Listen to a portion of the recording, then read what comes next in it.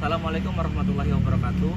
Perkenalkan, saya Irfan Giovanni Redisi, guru biologi di SMA Negeri 1 Pelabuhan Ratu. Pendidikan sejatinya bukan soal memindahkan isi buku ke kepala siswa. Bagi saya, tugas kita adalah menyalakan pelita kesadaran di dalam jiwa mereka. Tapi jujur saja, kenyataan di lapangan tidak semudah membalikan telapak tangan. Di kelas, saya menemukan dinamika unik. Ini fase kritis, semangat awal siswa sudah mulai luntur. Tetapi tekanan ujian akhir belum terasa mendesak.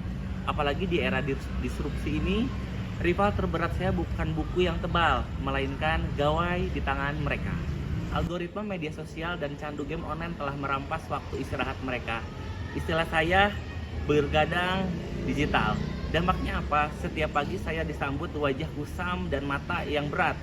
Kelas biologi saya berubah menjadi asrama dadakan dengan kepala-kepala yang terlungkup di atas meja. Bukan cuma soal nilai yang hanya 40% tuntas, ini soal kesejahteraan mereka. Saya menemukan fakta pahit, beberapa siswa mulai merokok. Di usia muda mereka, sistem pernapasan mereka sedang dipertaruhkan. Inilah yang saya sebut sebagai apatisme akademik, sebuah krisis motivasi yang mengkhawatirkan. Lalu apakah saya tinggal diam? Tentu tidak. Saya sadar ceramah konvensional sudah kehilangan taringnya. Tantangan ada 3, bagaimana membangun kesadaran tanpa menghakimi, bagaimana membuat materi sistem pernapasan jadi relevan secara personal, dan bagaimana mengubah energi kelas yang lemas menjadi eksplosif. Melalui pendekatan pembelajaran sosial emosional dan metode aktif secara kontekstual, saya mencoba menarik mereka keluar zona tersebut. Saya yakin, saya ingin mengubah kelas dari tempat peristirahatan menjadi laboratorium kehidupan. Assalamualaikum warahmatullahi wabarakatuh. Bagaimana kabar kalian semua hari ini?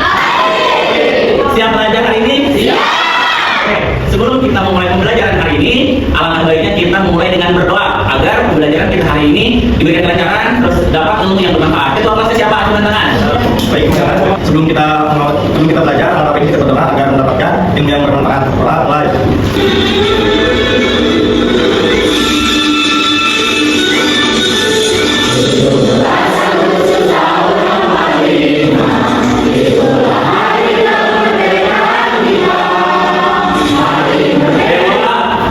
Ada quotes hari ini deh. Semangat, Pak. Semangat. Ya. Dia sakit ya? Iya, Pak.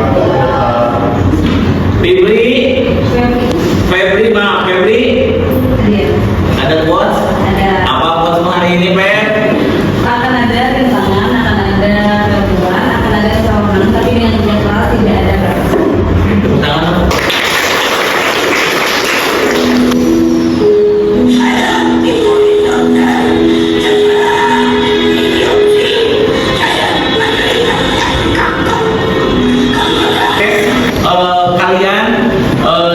Datang ke sini dengan berbagai masalah, tapi harus dihilangkan supaya kita siap dalam belajar. Tolong duduk tegak di meja masing-masing. Terus selanjutnya tangan kita di bawah, ya. Tutup matanya, matanya ditutup.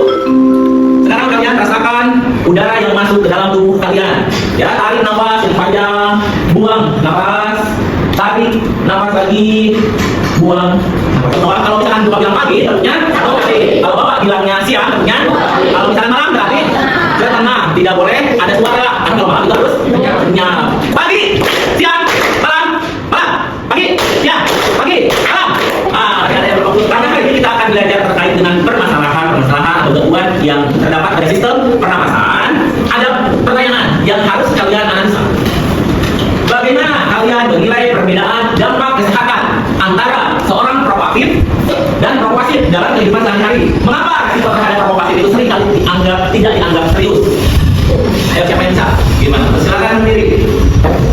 Jadi kita bisa menilai perbedaan proaktif dan propasif itu mereka itu sama-sama mendapatkan dampak negatif untuk kesehatan, dan banyak orang yang menganggap bahwa propasif itu tidak mendapatkan dampak yang serius, padahal di kenyataannya propasif itu dampak yang didapatkan itu lebih serius, karena ketika kita menghirup udara sebagai propasif itu tidak ada filter yang kita gunakan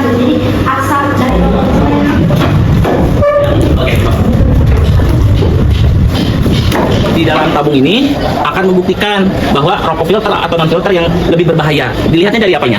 Dari Noda yang menempel. Jadi selain LKPD nanti buat tayangan video praktikum. Oke, ya. Ini yang dibakar jenis rokok apa? Filter.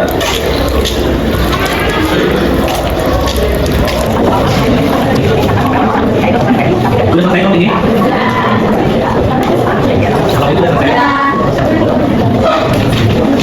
Dikerjakan ya, jangan lupa lagi pakai jangan lupa pakainya. Karena kalian sudah selesai mengerjakan produknya, jadi kelompok yang akan tampil pertama itu adalah kelompok yang dapat kami simpulkan adalah perbedaan antara kapas yang dihasilkan dari rokok non filter dengan filter. Rokok filter menghasilkan menghasilkan kapas yang lebih cepat pekat dibandingkan rokok non filter. Itu terjadi karena adanya proses penyaringan dan rokok filter mempunyai penyaring dan hal tersebut terjadi karena proses penyaringan. Mungkin itu yang bisa kami paparkan. Jika ada pertanyaan Jadi kita tuliskan bahwa rokok itu berbahaya bagi gangguan pernapasan. Gangguan pernapasan atau penyakit pernapasan apa yang bisa muncul ketika kita mengonsumsi rokok dan Sekali yang dapat penyakit yang terjadi karena rokok. Salah satunya itu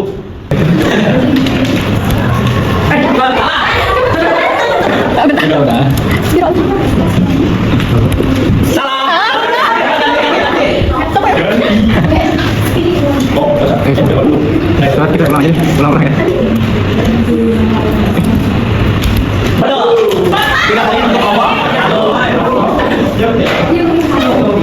Coba ya, stop terus.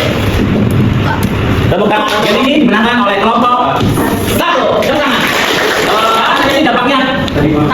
Bisa menyebabkan? Terus apa lagi? Asma. Terus.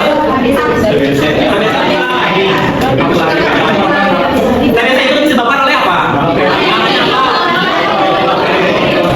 Dari pembahasan kali ini, itu kita bisa mengetahui apa aja kandungan dalam rokok, terus kita juga bisa mengetahui dampak negatif dari rokok.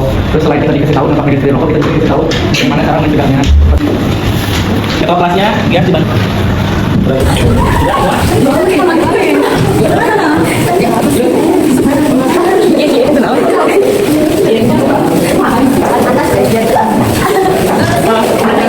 Ini luar biasa karena saya apresiasi kalian hari ini ya luar biasa di buku paket halaman 6566 ya dikerjakan. Terus untuk materi selanjutnya kita akan masuk ke bab sistem pencernaan. Terima kasih atas pembelajaran hari ini. Tetap semangat, jaga kesehatan kita karena kesehatan adalah investasi masa depan. Hindari rokok, hindari polusi, rajin olahraga, makan makanan sehat ya. Salam kepada orang tua dan bahagia selalu. Terima kasih. Wassalamualaikum warahmatullahi wabarakatuh. Ceritanya seru dan sangat menyenangkan sekali. Bisa praktik juga langsung kita praktek.